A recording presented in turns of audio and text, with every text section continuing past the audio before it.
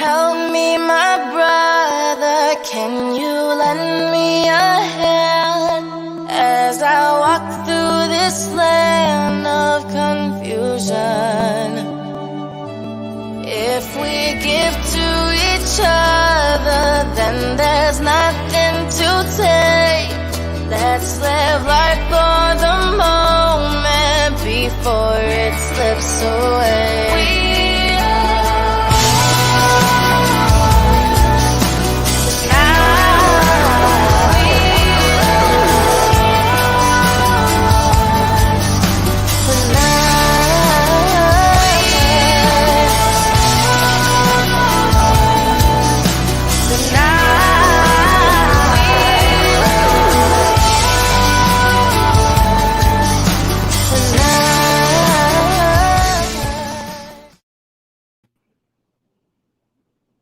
Hey, Jillian.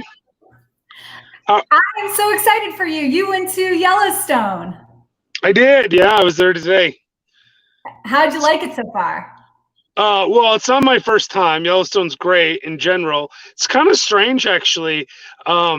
Very uncrowded. I don't know if you've ever been to Yellowstone, but it's usually traffic jams and all that kind of stuff. And I would say there's maybe a tenth of the normal, amount of people there.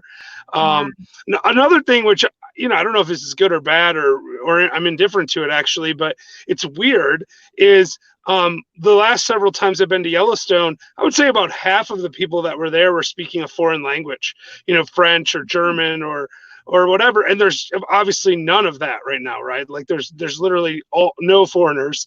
So it's very strange. It's been really interesting though. The wildlife's really happy, I think. So maybe it's a really good thing that they get this break. I probably saw 2,000 buffalo today. Wow.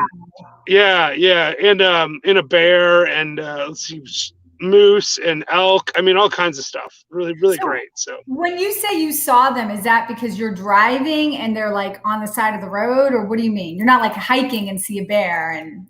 Oh yeah, no. I mean, we did a little bit of hiking today. We hiked down to look at an overlook of a waterfall. It's probably about a mile round trip, and we did some hiking by the geysers yesterday. But no, we I mean, just pull off the side of the road when you see a herd of buffalo because there's no traffic and you're not stopping traffic. So that's the thing that happens normally in Yellowstone is there'll be like a buffalo on the side of the road, and the first car will stop, and then you'll have a traffic jam, right? But right now, you could drive like a mile and you might see 2 or 3 cars. So if you just kind of pull over a little bit, it's easy for them to get by. There's not going to be someone coming from the other direction. Mm-hmm. So you can kind of stop and look at whatever you want. And then there's tons of pull-offs. I mean, it's designed for people to look at stuff. And it's been really good. The weather's been great. It was really windy yesterday. But it was nice today, a little bit chilly.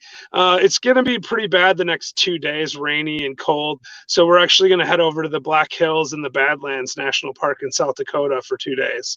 Oh, wow. Yeah. That's awesome. How long? Which is why I'm in this little town right here. I don't know if you can see this place or not, but this is I'm in my car, obviously, but this is Gray Bull, Wyoming. So if any of our listeners are in Gray Bull, Wyoming right now, I'm right in front of the Smokehouse Saloon. You can come find me at the end of the show. But wait a minute, Jeff, how far is it to drive from where you are, from Yellowstone to the Badlands? So we went out the Cody exit so the Yellowstone has several different exits, right? It's about 6 hours from Cody to the Badlands. Okay. Well, 6 to Rapid City, which is maybe 40 minutes from the Badlands. So our plan is to drive somewhere most of the way there tonight, and then stop, and get up in the morning and spend some time, maybe go to Mount Rushmore and Deadwood. I mean, we have a bit of time. Yellowstone, it turns out, like, I always thought you needed like a week to see Yellowstone, but that was because of the traffic. It's just not that big, right? So if you don't want to do lots and lots of hiking, which my dad didn't really want to do a ton of hiking, right? So we've had, we've seen a big chunk of the park already. We'll be coming back in 2 days, and we'll go to Grand Teton National Park, and then we'll spend the last 2 days in Yellowstone. So we'll have had 4 days in Yellowstone that way. Can't stay in the park right now, so you have to leave the park every day anyway. So that's not really that big of an issue to drive out and go to the Badlands. Okay, because that's interesting to me because I would like to hike. That's we like doing that when we go to the park, stuff like that. But that's interesting because I always thought you needed like all this time to be able to see the whole park. So now that's kind of encouraging that that's not what you really need to do. Well, I mean, I spent a week there before and I loved it. And that was great.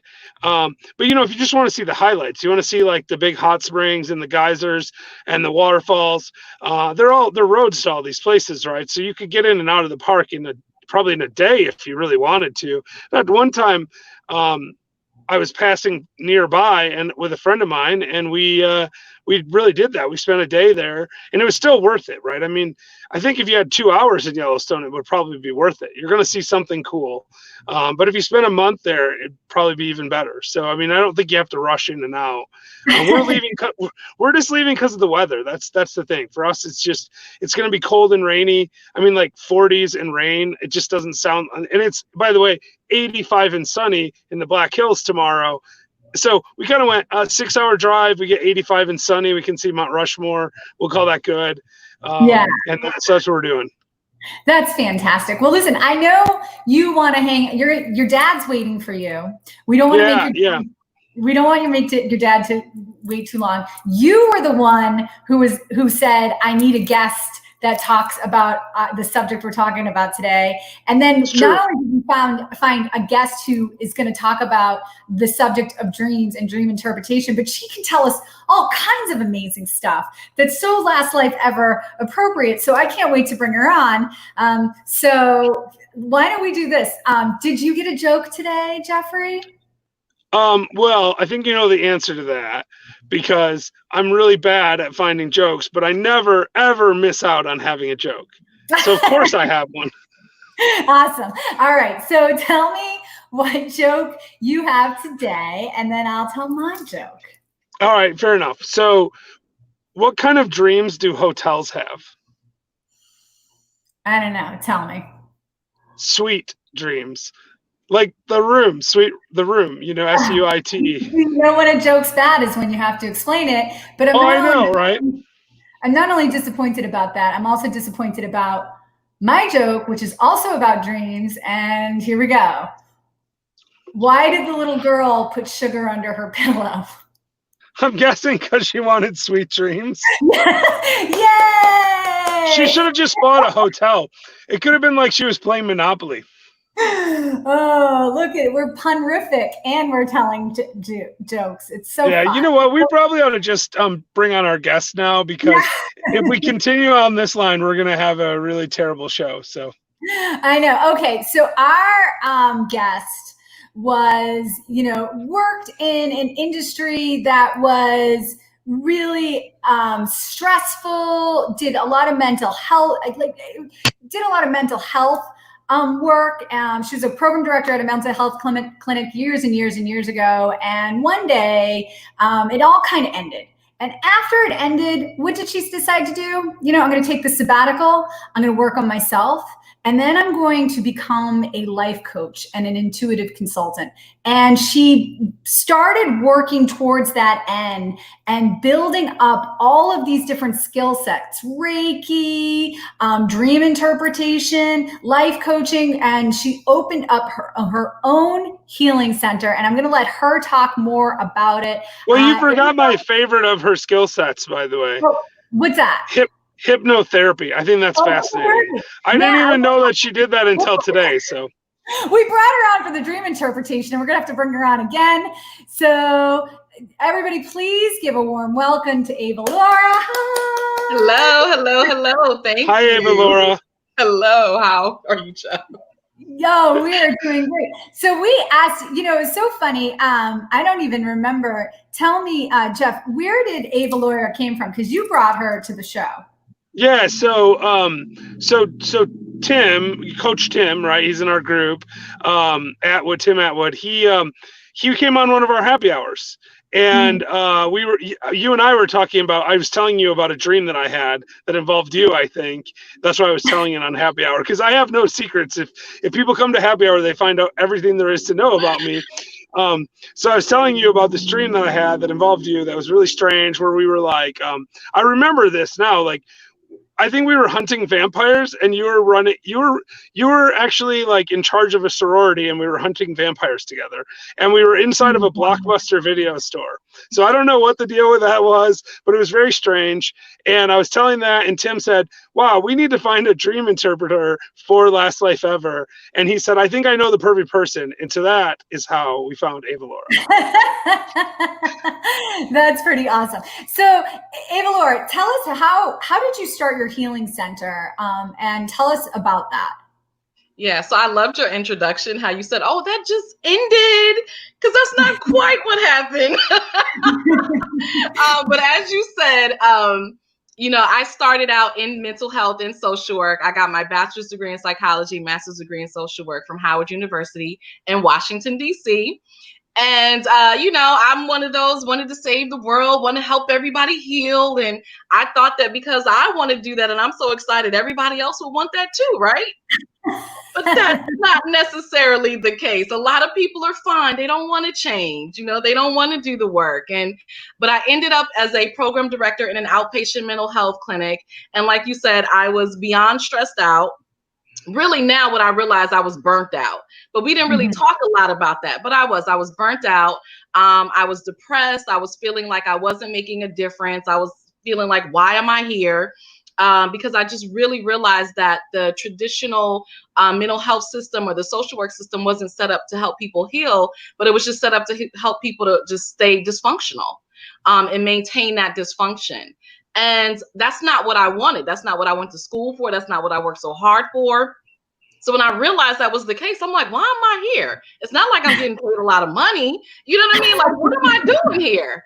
And that became my reality. And so it was like that until I really just got sick and tired of being sick and tired. And was like, I have to make a change, right? You talk about best, your last life. I was trying to live my best life. And I said, I'm not going to do it here. But the problem was, here I am, a counselor, right? And helping other people and, in this field. And I didn't even know how to help myself.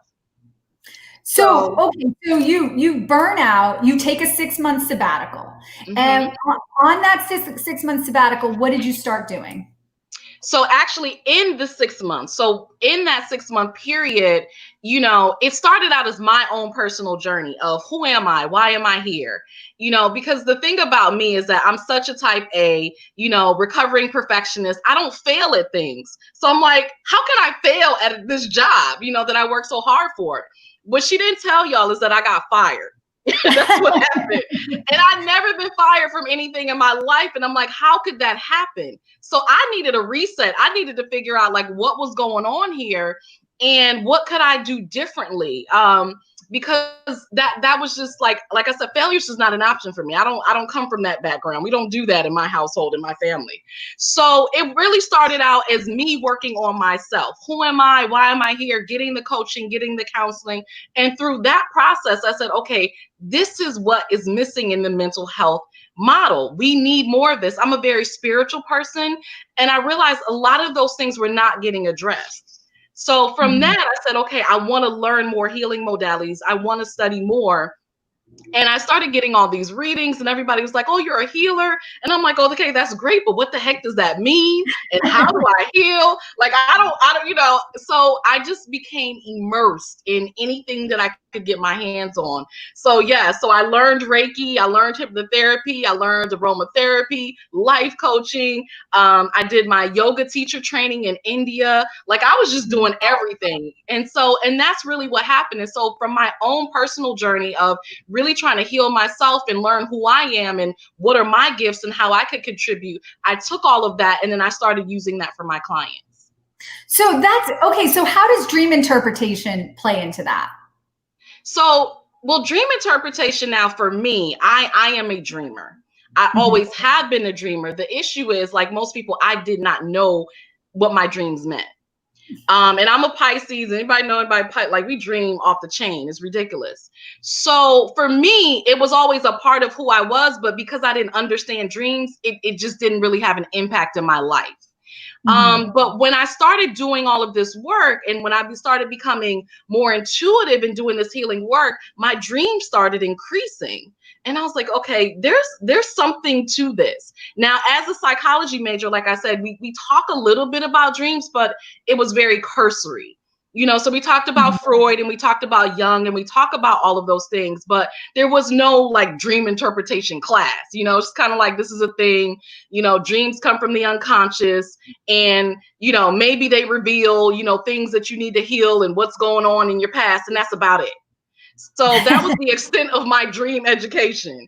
But when I realized that it had to be something to it because I was dreaming so much and my dreams increased, and then things started happening, and I'm like, I think this came up in my dream. I actually was just really blessed, and it's a whole long story, but finding my spiritual teacher who taught me about dreams. So what did they teach you? Like, what did they say? Like, what is the first thing you look at? Because I could tell you, like, I'm being chased by mice, and all of a sudden there's a big hole that I walk into, and that might mean nothing. I think we lost Jeff, but that's okay. But really, what's the basis of interpreting dreams? Like, you wanted to do this at home. No, it's a lot. So let me just tell you something. It is a lot to interpreting dreams. It's not easy. That's why most people don't do it, and that's why most people don't do it well. So the first thing that he taught me is understanding that you got to understand where dreams come from. So like I said, I was taught the Freudian model that dreams come from the unconscious, right? That's kind of what most people's understanding. Most people will say, oh, I dreamed this must be going on in my mind, or something is going on. But the first thing that he taught me is that dreams are spiritual, that dreams are the way that God speaks to you. And there's so much richness in our dreams that if you actually understand how to interpret your dreams or get your dreams interpreted, it can save you so much, because you'll actually learn about things potentially before they even happen. Wow. So that was the first thing, giving me that basis, because if you think that your dreams are in your unconscious, then you don't understand just how important it is when you realize, like, wow, this is spiritual, and this is a way that God can talk to you and you get information. And it makes sense, because if you think about it, Freud was talking about dreams in the 1900s, but in every spiritual book, dreams are mentioned. So dreams go back as far back as people. It's mentioned in the Bible, it's mentioned in the Quran. So if you think about that, it only makes sense that it's a spiritual experience. It can't just be unconscious. Okay. All right. So then what, so if we're taking a dream and we're looking at it, what are the first things we should be looking at when trying to interpret it? Yeah. So the first thing is you want to understand the type of dream that you're having, because not every dream is important. And so some dreams are just like, okay, that means nothing. What were you watching before you went to sleep? Like that, so what you're saying is my dream about Jillian and I hunting vampires probably didn't have a lot of meaning to it. So when you said that, the first thing that I thought of was Captain Marvel. It sounded right out of Captain Marvel. That's funny. That's great. So no, but Jeff, it might mean something. It might mean we're supposed to, like, I don't know, go on some adventure or solve some problem. I would think maybe. We need I think maybe what it means is we need to bring back the blockbusters. Maybe that's what it means. Let's hand it to the expert here. Thanks. Good luck with that.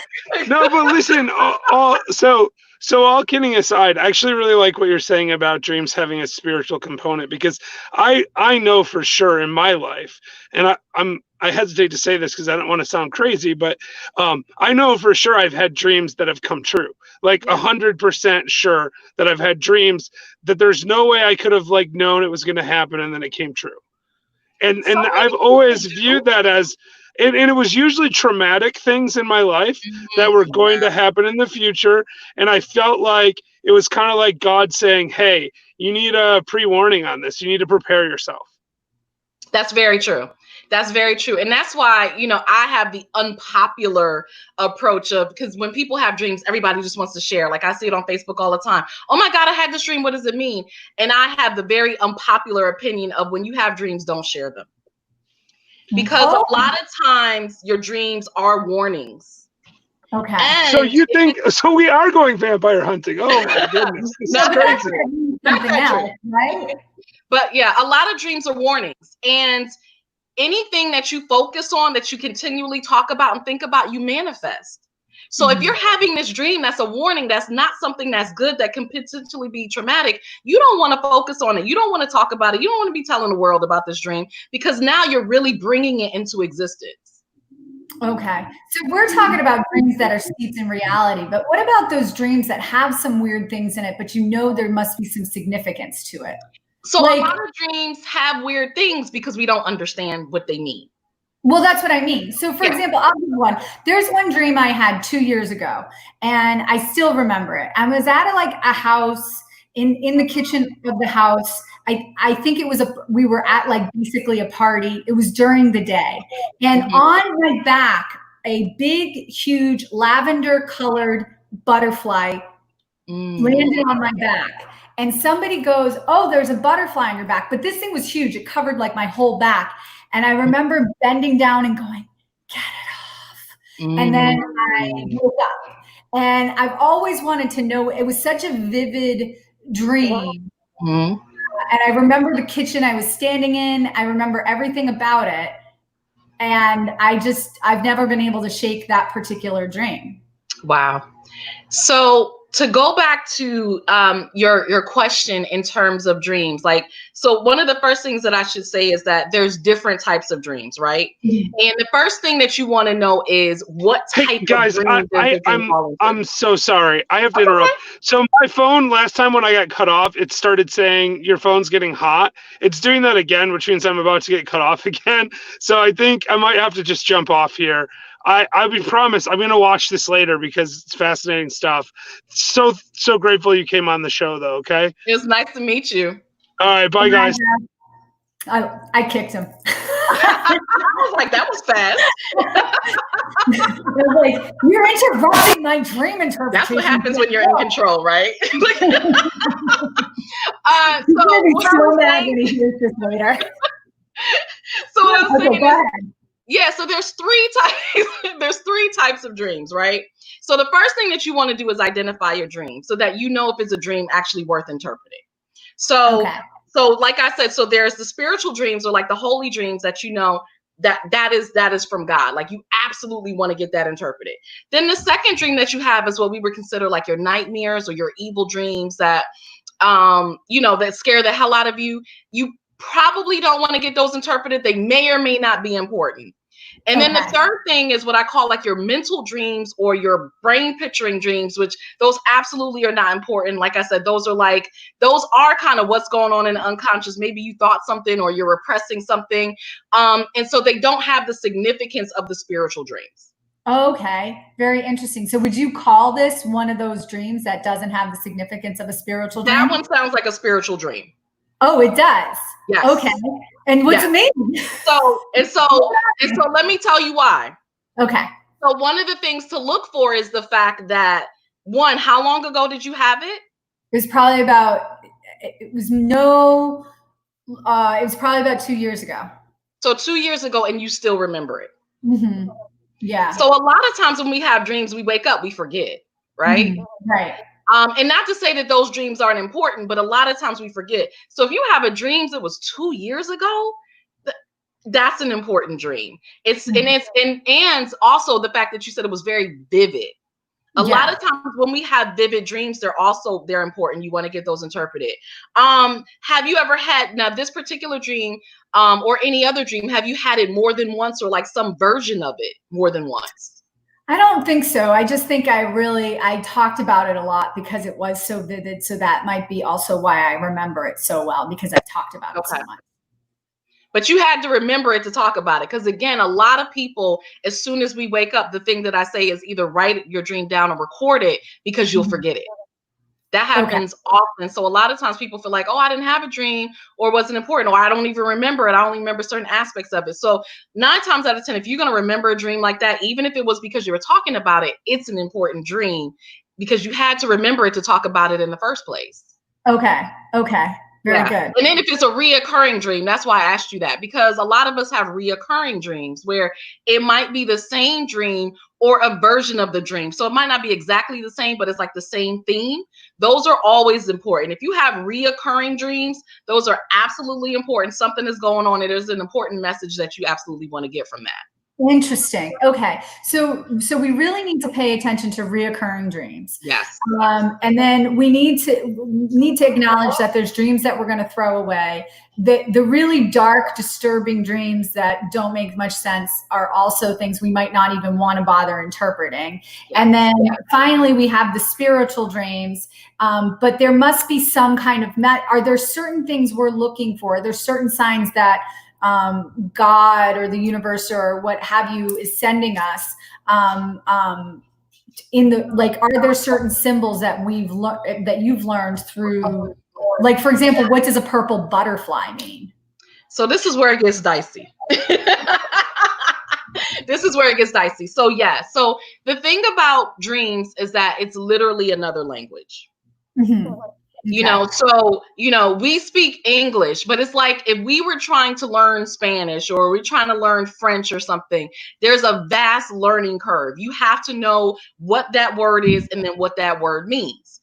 And you could have words like, for instance, we have we. French has we too, but it means something completely different. Right. So this is where it gets so dicey in how to learn the language of dreams. Because a purple butterfly could mean one thing for you in that, because in that circumstance. So I would have more questions, but in and of itself, it could mean something totally different. Sure. So sometimes it depends on the context that you saw something. It also depends on your location, like where you live, where you are, and even possibly the season. So I'll give you an example. There are certain basic symbols. There's a lot of symbols because potentially everything can be a symbol. So I'll give you an example of a tree. I'm in Maryland. It is now spring, although it feels like summer half the time. So if I see a tree with, you know, fruit and leaves, that's an amazing thing. That's wonderful. That's perfect. That means money, abundance, good things. But if I see a tree right now that is bare, has no leaves, that means there's a problem.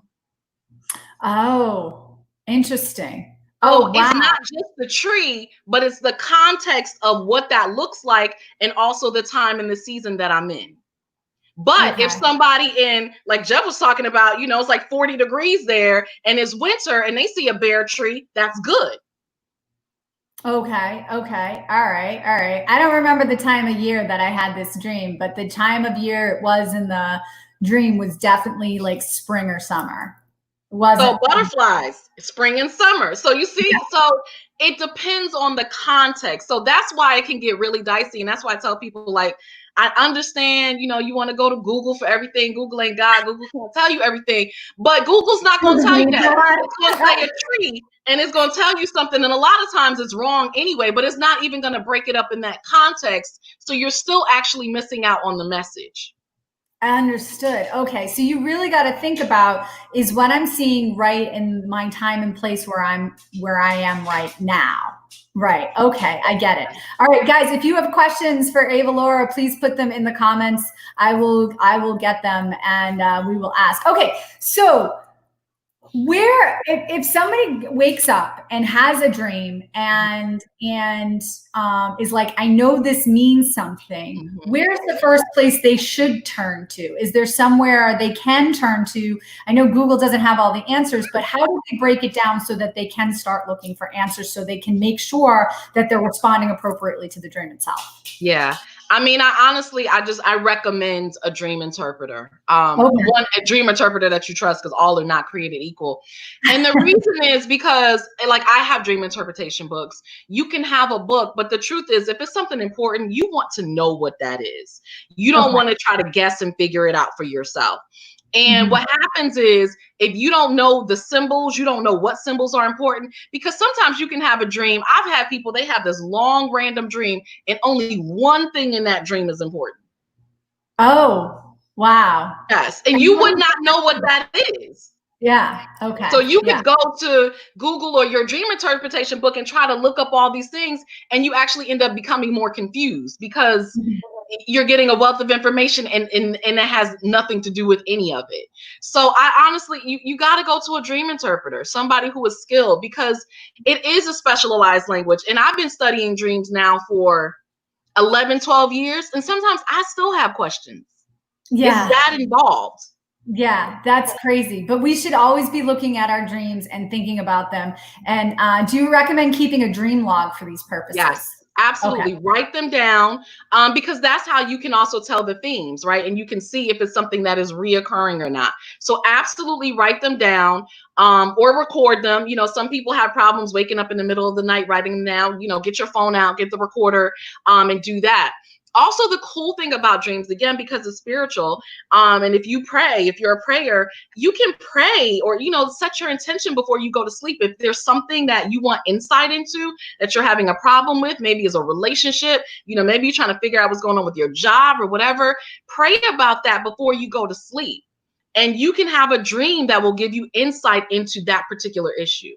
Oh, wow. Okay. All right. That's very cool. That I will, I'm going to do that myself. I'm going to be praying before I go to bed. Like, dear Jesus, please. My dreams.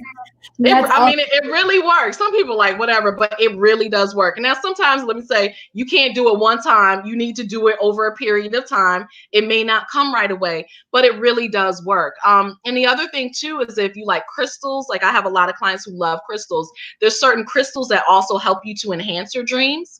So amethyst, is a really good one. Quartz or selenite, your crown chakra crystals, are really good if you want to put it underneath your pillow or put it on your nightstand. That energy also helps to enhance your dreams and helps you to remember them as well. Okay. Okay. Very cool. All right. So we have a question. I have a dream. Someone dies and they are gone and there was a funeral, but then they come back and say they were not actually dead. What does this mean?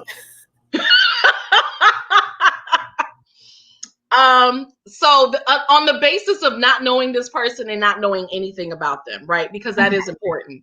I would say that that's probably not a good dream because it's out of harmony, right? So if somebody dies, they're dead. They should not be coming back. Right. So that would be a dream. Again, I don't know this person. I don't know what's going on in their life, but it would be an indication of some type of problem. That's not, you know, now, mind you, I know dreams are mystical and stuff, but they do have some type of logic if you understand. That's out of harmony. So that would be an indication of a problem. Okay, so there's a problem with either the person who the person who had the dream, not the person in the dream. A lot of times we feel like the person in the dream is about them, but your dreams usually are they're usually about you. Sometimes you'll have dreams about somebody else getting sick or something like that. But the person, just because they are in your dream, doesn't mean that the dream is about them. Interesting. Okay, I'm actually going to move away, and guys, keep asking your questions if you have them. I'm going to move away from the dreams for a second because we have AvaLaura here, and she has such a wealth of knowledge that I don't want to miss this opportunity. You know, you talk about a lot of the people who listen to this program and watch this program are busy professionals. They worked hard, they made some money, and they've done well for themselves, and they just want something more out of life. And I was really moved by your bio in the sense that you had this burnout, you were fired, you realized I need a complete reset, did that complete reset, and now you guide people as a life coach. If you encounter somebody who's burnt out and you recognize, I can recognize your burnout, what's the first thing you tell them to do? Yeah. So I have what I call my AAA, because this is so important, what you're saying, because a lot of times we will have these burnout experiences or times where we're just sick and tired of being sick and tired, can't take it anymore. And we will continue just to move through it. Mm-hmm. And we won't change. We'll just keep going. Like, well, like you said, I got this career. I worked hard. I'm doing quote unquote well according to everybody else. So I'm just going to keep going, even though I'm not happy, even though this is not what I wanted. Yeah. And so the first thing that you have to do in any situation is that you have to look at your life and you have to accept what is. Okay. You got to accept it. You have to accept this is my reality. I worked hard. This is where I am, and I'm not happy. Because if you don't accept that, if you don't really look at that, like I said, you'll just keep moving through it, and you won't allow yourself to feel that pain, if that makes sense. A lot of us don't want to feel the pain of the reality. And so what we end up doing is trying to numb the pain. So, you have, people who drink, people who smoke, people, reality TV, whatever it might be, the internet, social media. It's like anything that I don't have to think about my current reality. But what I'm saying is you almost have to do what's counterintuitive. You got to allow yourself to feel the pain. Understand what's going on in your current reality, because when you feel it and accept that's what's going on, now you have the motivation to really change. Okay. So you feel the pain, you have the motivation to change, but let's just say you have too many balls in the air. How do you know which ball to let fall first, or to take out of the air, or to change, or to throw, or whatever? What do you do? What's the next step? I just know so many. I'm not excluding myself from this, by the way. I know so many people who found themselves in that situation. I made a lot of money. I did all the things I was supposed to do. I did this, I did that, I did the next thing, and now I'm stuck. Yep. I'm stuck with all these obligations. Yep. What do I do next? Yep. So the next A in my AAA is you got to ask for help. Okay. And this is a foreign concept to busy, overachiever, perfectionist professionals. What? Ask for help? I'm supposed to know it all. Everybody's coming to me for help. How can I ask somebody else for help? You gotta ask for help. And what you said is exactly where I was. Like, here I am. How am I a social worker? I'm counseling other people, and I'm going through all of this, and I'm not asking anybody for help.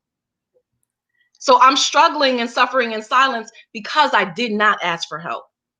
Once I asked for help, I told my friend what was going on. She said, come to this women's retreat, and that changed my life. It did. It changed my life. So you gotta ask for help. Now, I'm not saying go to your mama, go to your sister, go to somebody who can't really help you because they in the same boat, or they're like, what you talking about? Why are you complaining? You should be happy. I want what you got. Don't go to that person for help.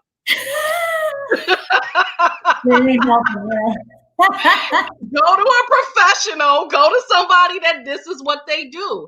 And that's why I said that's what I did in that 6 months. I did everything. I got the coaching, I got the counseling, because you need somebody who can offer a different perspective, who can see what you can't see.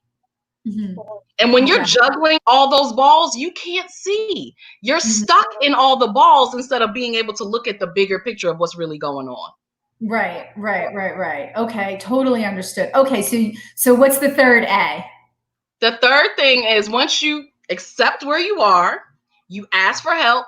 Now you actually got to do something. You got to take action. You can't just sit there and be like, okay, that was great, thank you. Which is most of us do. We read the books, right? We go on the retreats. We do all this self-help work, and we don't make any changes.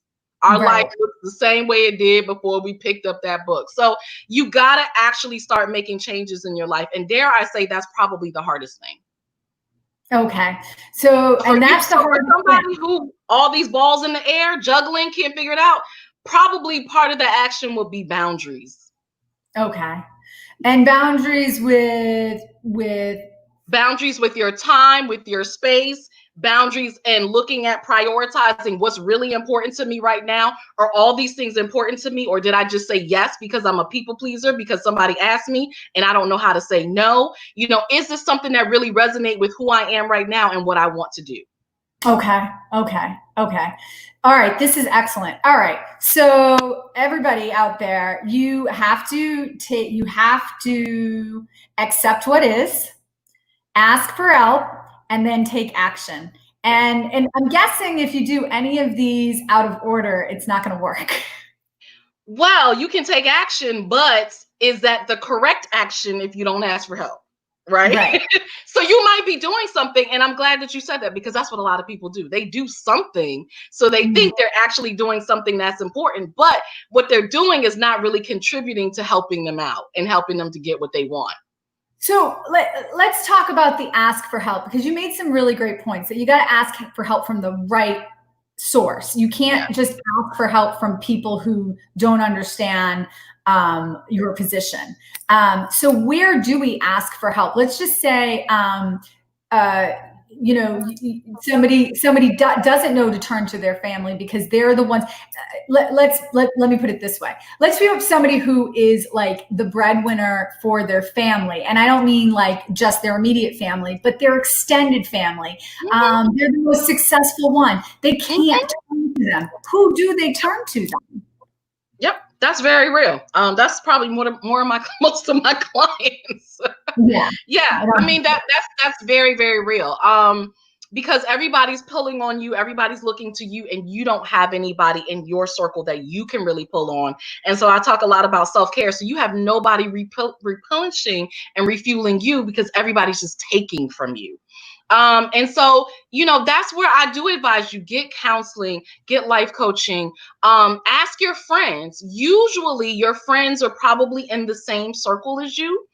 So you can talk to your friends. Most of my clients come from referrals because my clients are just like, go see AvaLaura. I can't help you. I hear you. I love you. But yeah, go see AvaLaura. And here's the thing. Before me, they would have tried to advise them.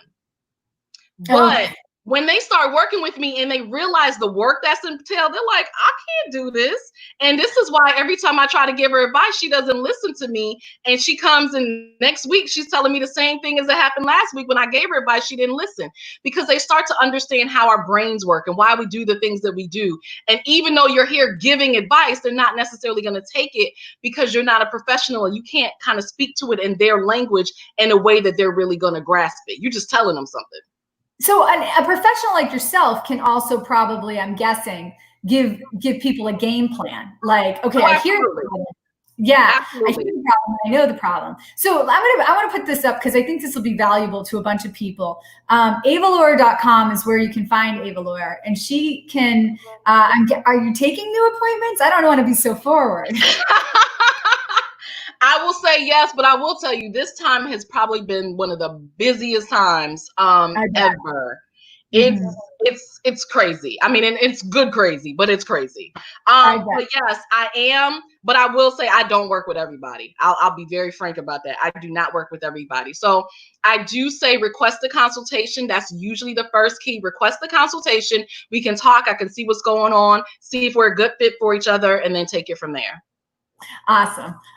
Well, listen, this was amazing. I can't even tell you, like we started talking about dreams, but I have this feeling that this last part of the conversation helps so many different people. And I want to have you back because I want to talk about some of the other things you know so much about. But in the meantime, I want to thank our guest, AvaLaura Gaither. How do you pronounce your last name, Miss AvaLaura? Gaither. Okay. I keep wanting to make it French. Yes, I saw that. I said, is that Gauthier?